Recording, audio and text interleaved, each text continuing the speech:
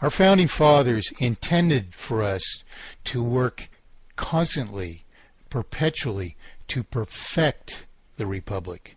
They did not consider that they had created a perfect form of government. And this is an obligation which they left to us. And we here in America, for instance, wrongly often react to attempts to perfect our form of government, even as if they're in opposition to the form of government, which certainly is not always the case. So opposition should always be argued by the principle which is in opposition, as opposed to the mere assertion that to change is adverse to the form of government, which of course was a form of government conceived to change itself perpetually by a process of perfection. And so there were principles that were to be abided by from the beginning. This is why we were given a constitution, and this is why a constitution is an essential element of the government of any free people. But the principal object of both the form of the government and a constitution is representation. And this, indeed, is what the people of Egypt and Libya are seeking. And this is why the Western world, so-called, should embrace these things without reservation or hesitation.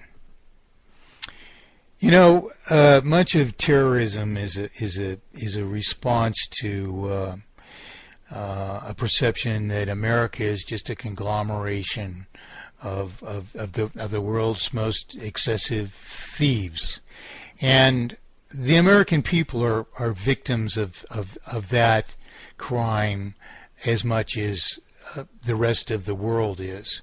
The United States has been usurped and used as a vehicle to perpetrate these crimes indeed. Why is the Federal Reserve note the quote-unquote reserve currency of the world? We know this here. We're acting upon it, and all I'm saying by bringing these things up is I'm drawing out the fact that the people of every country of the world have a like interest in a like set of objects. Now, my concern about what's going on in Egypt and Libya is brought out by, the only mentionings which, the news that we get here, and of course I sample it from everywhere else that I can across the world. But I use the news here to exemplify the unbecoming nature of the ruling elite here, their disposition toward Egypt and Libya. That is, these people may be willing to embrace these uprisings in name and even in purported principle, but will they abide by the principle as much as they've breached it here? I don't think so. And so what I'm saying to the people of Egypt and Libya and across the rest of the world is an encouragement to understand the reaction of the ruling elite of the world in such a way that they can insulate themselves, as we are attempting to do here, in a like manner. So what disturbs me in the hesitation of Western governments controlled by largely by the so-called financial community of the world, is that this hesitation to embrace these uprisings, likely, I say,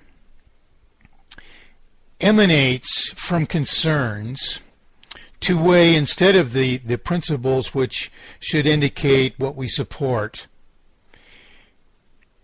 which instead to the ruling elite indicate, well, if we favor the dissolution of a wrongful government, however wrongful, very wrongful in the case of Muammar Gaddafi,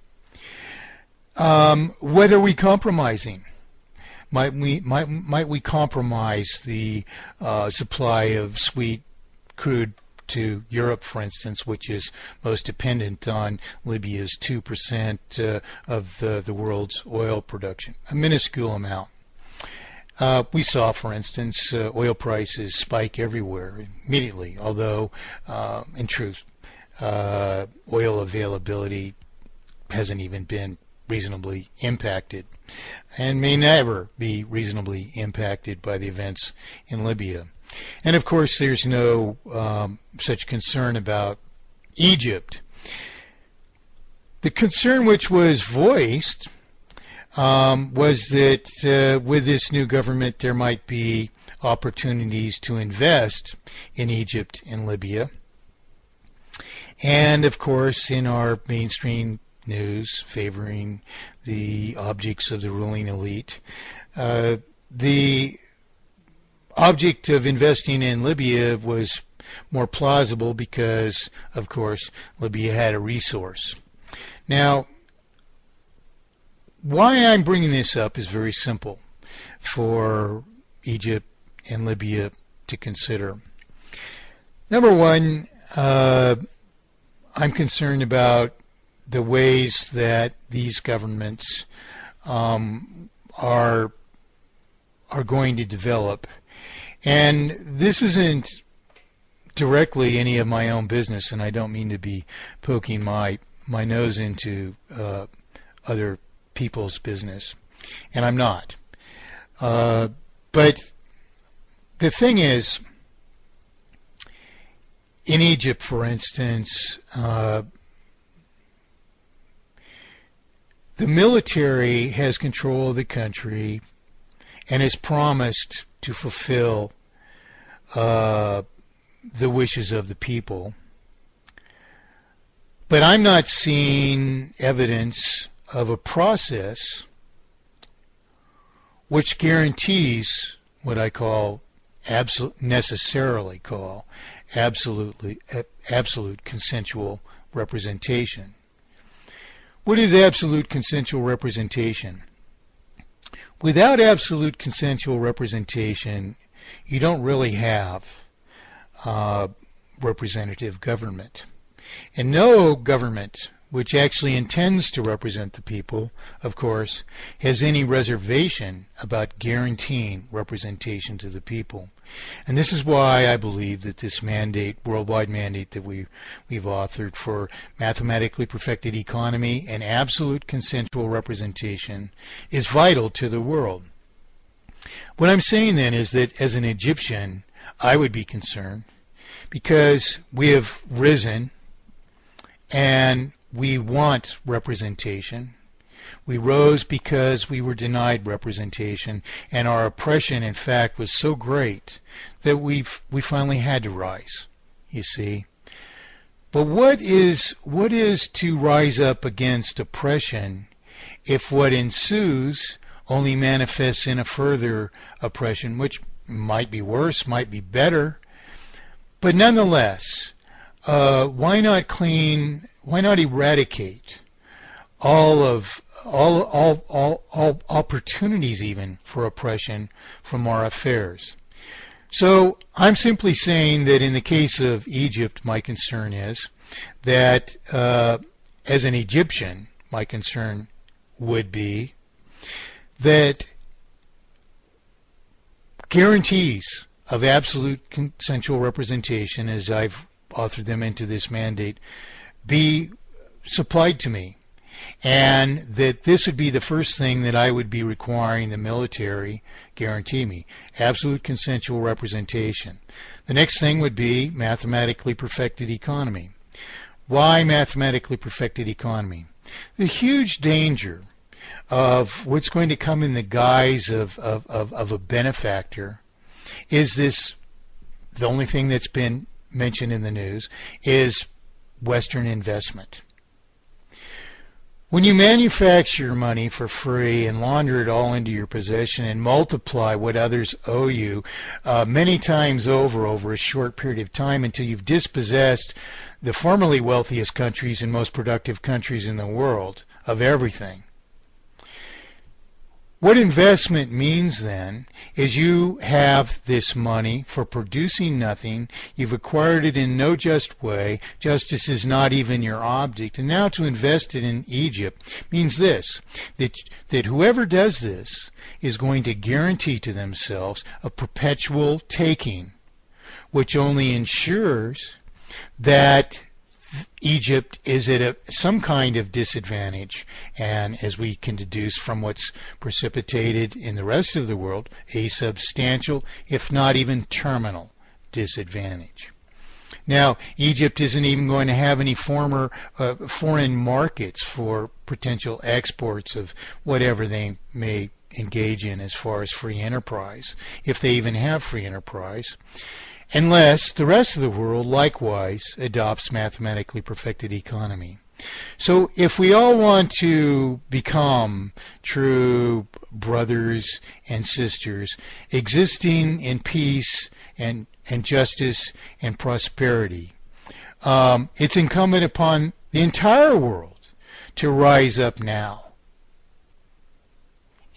and establish mathematically perfected economy and absolute consensual representation. All of us need to guarantee this to ourselves. So I, of course, offer this without asking anything for myself, because I, like the people of Egypt, have been rising up in my own country for 40 some odd years, advocating mathematic proofs that these are our only solution. Now, so this applies to Egypt, and it applies to the developments in Libya as well. Are these countries going to be democracies, as leaders of the world and usurpers are saying, and the news media is saying democracies? No, not one of them will be a democracy. If they go the direction of attempting to secure their freedom, liberty, justice, and prosperity, they will be republics. And in fact, this is the form that they are attempting to pursue now. None of them are asserting that mob rule by democracy. All of us can propose laws. All of us can, and whatever compromise we decide upon, if it's passed by a majority or the largest sector of the populace, should prevail upon all of us. This is not the formula for justice, peace, and prosperity. And so, in truth, it's not an object of the people, but to establish a republic.